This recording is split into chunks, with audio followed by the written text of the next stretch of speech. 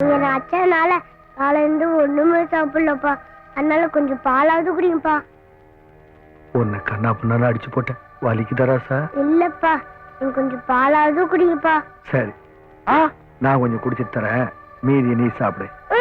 நீ முழுசா குடிக்கணும். என்றாலும் பாத்துக்கிட்டு நிக்கிறா, உன்ற தாலி பறிவா போகுதுடா. விட மாட்டேன். நீங்க போய் வைத்தியர் கூட்டிட்டு வாங்க. அத குடிக்காதீங்க, அந்த பால்ல விஷம் கலந்துருக்குது.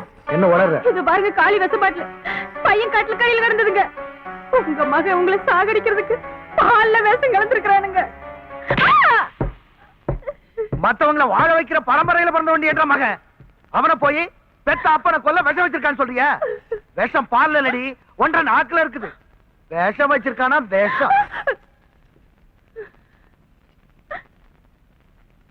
ஏனுங்க, எப்ப நீங்க என்ன நம்பலையோ இனிமேல் நான் உசுரோடுறது பிரயோசனம் இல்ல.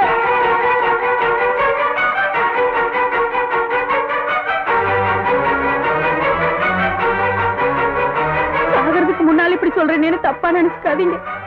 அக்கா ஆத்துல தவறு விழுகலைங்க, நம்ம புள்ளதானுங்க தள்ளி விட்டுட்டான்.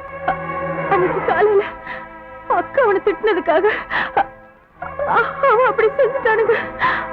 அதனால நீங்க கொஞ்சம் பிள்ளைகிட்ட ஜாக்கிரதை.